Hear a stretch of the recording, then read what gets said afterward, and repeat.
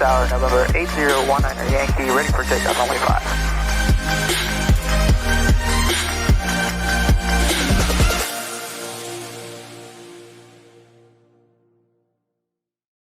What is going on? Alex B here.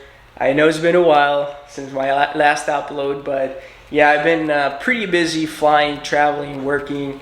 I also been studying for my airline transport pilot's license test, which I ended up passing, so that was good. And yeah, that was a lot of studying because it was also combined with my recurrent training for the Lear 45. But yeah, all that boring stuff, let's leave that aside. I'm actually getting ready here for my next adventure. I'm going to be doing the trek to Machu Picchu, so that's going to be pretty cool. So yeah, I got all the stuff here. I actually ended up buying some cool stuff that I didn't have. For example, I ended up buying this hiking backpack, which I thought was pretty cool. I actually really like it. Also ended up buying these boots. So to get into Peru, you need a PCR test 48 hours prior. Also, I'm flying to Lima from Miami, and then I'm catching a flight from Lima to Cusco. So anything Peru related has got to be a PCR, but then coming into the country, into the United States, an antigen test works, but like a home test, but it's got to be supervised by someone, so you need to have like a computer or something. So I ended up buying these. We'll see how that goes. But other than that, I ended up moving to a new apartment. So I have this empty room. If any of you guys are looking for a roommate, hit me up. No, I'm kidding. No, I'm gonna be turning this room into my new YouTube studio. So stay tuned, because that's gonna be pretty cool. I'm gonna be popping some content here that's gonna be really good. So stay tuned for that. Other than that, I'm just going to continue getting ready, and I'll see you guys in Miami.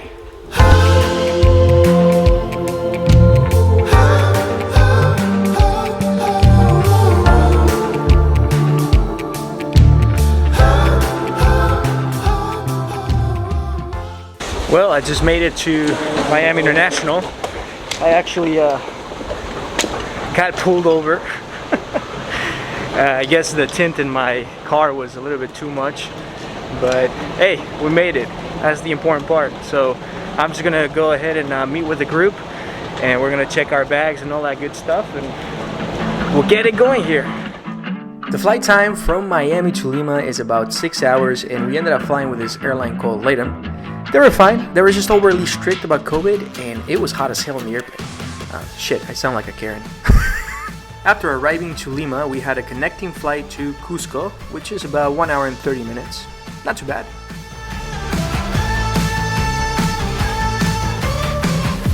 Oh, so we just made it to Cusco.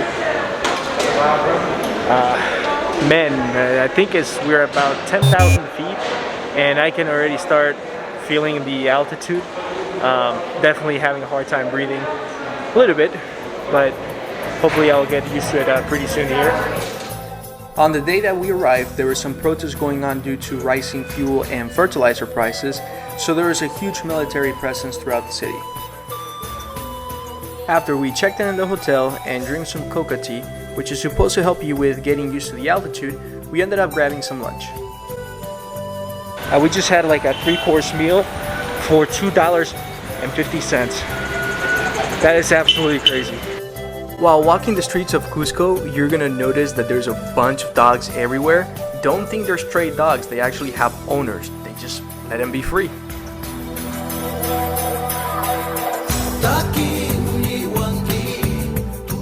In case you were wondering, the music that I have in the background is from a local band that I met during my trip. I'll be putting their information down in the description. During your stay, you're gonna see a bunch of ladies with traditional Peruvian clothing and baby llamas. They're gonna try to make you take pictures with them, but of course you're gonna have to give them some money. They ain't doing it for free. I highly recommend you visit the Choco Museo. You'll be able to try local chocolates and also flavored chocolates, and it is totally worth it. Arriba, arriba, abajo, al centro, adentro. Plaza de Armas is one of the main attractions in the city of Cusco. Back in the Inca time, it used to be a representation of their strength and dominance in South America. until the Spaniards came, destroyed everything, and built their own mansions, cathedral, and other religious buildings. If you're traveling with your significant other and looking for a romantic dinner without breaking the bank, I recommend La Retama restaurant. They have great views of La Plaza de Armas and also good food and live music. And this is what happened after dinner. Let's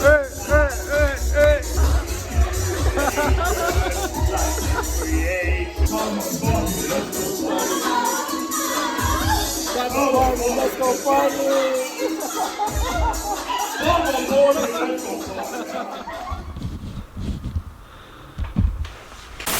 Last night ended up being pretty wild. We ended up going to this karaoke place after dinner, and that was, oh my god, they were like, oh, let's go to karaoke. I'm like, man, I don't want to do that shit, but it was really fun. We had a blast, and after that, I don't know, we left there like around 1 in the morning, so we ended up going to this sketchy club in Cusco. If I remember the name, I'll put it in the comments, or I mean in the description, because you should not go there. It is freaking sketchy. They were just trying to sell us like cocaine and stuff like that, and we're like, no. To the point where they actually started, following us and stuff. So that wasn't cool, but it was fun. We got to the hotel, and as you can see, my voice is gone, but it is what it is. So yeah, I'm just getting ready. We're gonna go see some ruins today. Hopefully I feel a little bit better. I mean, I have a headache and all that good stuff, Como decimos en España, noches alegres, mañanas tristes. So that's me.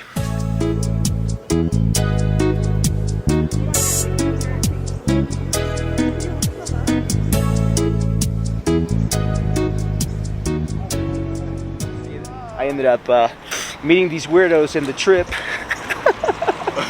I'm kidding. They're super cool. Alright, so introduce yourself, my man. Hey, I'm David. David. Morgan. Captain Morgan. Captain Mariana. Hi. So we're just resting up here. I don't know, we're gonna go see some ruins. So it's pretty steep to get up here. So we're just taking a little break.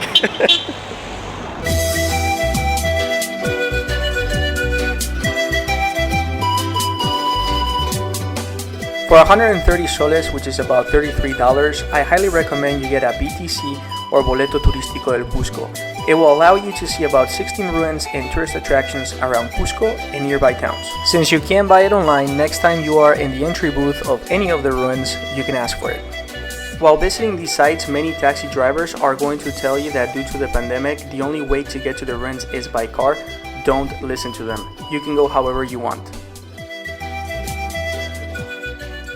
Good morning. Today is day 1 of the trek, but I woke up with a massive headache, just like yesterday. I'm not sure what is causing it. Like I said before, I think it's just the altitude, but I don't know if I have like altitude sickness or whatever, but as a pilot, I know I can't take some of this medication, so I don't know. This is gonna be a tough one, because I'm not giving up on doing the trek.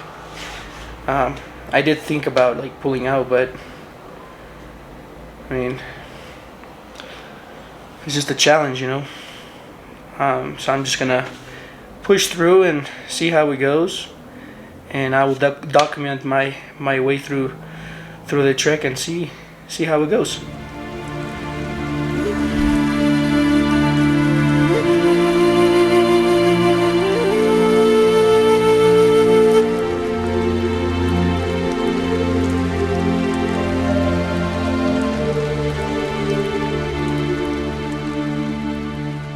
We just made it to the beginning of the trail here.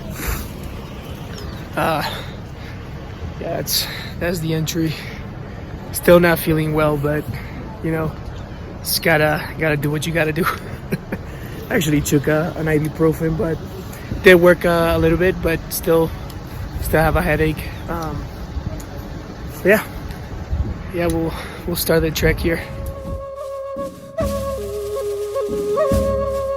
The Salkantay Trail was a very humbling moment for me. It is in my nature not to ever give up, but unfortunately at 14,000 feet, the altitude sickness got the best out of me and they had to bring me down on an emergency horse. I was in such bad shape that I didn't record any footage of my first night in the camp. I felt weak, nauseous, confused, and my head felt like it was going to explode. All of these are symptoms of H.A.C.E, high altitude cerebral edema. Alright, so let me get you an update here.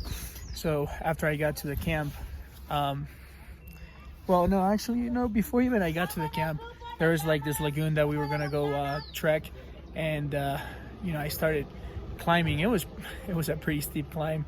I didn't even make it all the way to the lagoon. I don't remember the name, but I'll definitely put it in the video. One of the guides came to me, and you know, he saw me like really struggling, and he checked for my circulation, and yeah, he said, dude, you need to like stop. So the game plan after that was they were gonna take me in this emergency horse to the camp where we're gonna spend our first night on the trek to Machu Picchu, and see how I did, you know, last night, and it was horrible. Yeah, they're gonna take me back to Cusco, and we're gonna go to the clinic and see what's going on with me. So that's where we stand as of right now. Hopefully I can still make it to Machu Picchu, but instead of doing the trek, I'm gonna have to take the train, which sucks because that wasn't the plan, but things happen. I ended up spending one night in Cusco, and the next day we all drove to Ollantaytambo. That's where we were going to catch the train to Machu Picchu. Ollantaytambo is around 10,000 feet, and it is crazy how fast I started feeling better as we descended in altitude.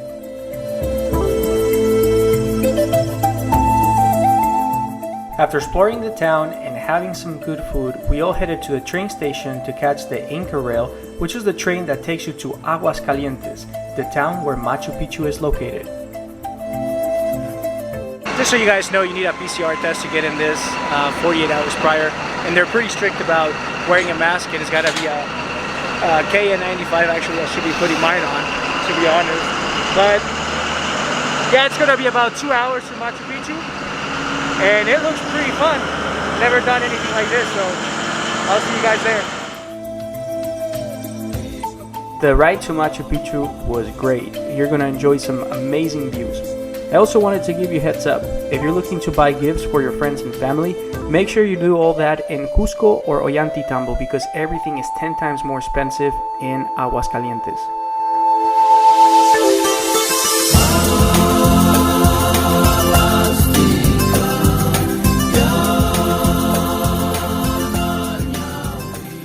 Well, so I made it to Machu Picchu. I thought I was not gonna make it with all the freaking altitude sickness. That's a big guy. But here it is. Yeah. Woo! Man, that looks amazing. Holy crap. Honestly, Machu Picchu exceeded all my expectations. You know, we always see it in documentaries and history books, but once you see it in person, it is going to blow your mind. Due to the pandemic, they have strict procedures in place. For example, when you purchase your ticket, you'll be given a time slot. If you don't make it to the ruins by that time, you won't see Machu Picchu. Also, you're required to have a tour guide at all times with you. And of course, you need to wear a mask. Also, I gotta say, our tour guide was constantly telling us that Machu Picchu was built by aliens. Who knows? Maybe it was, maybe it wasn't, but I kind of found it funny.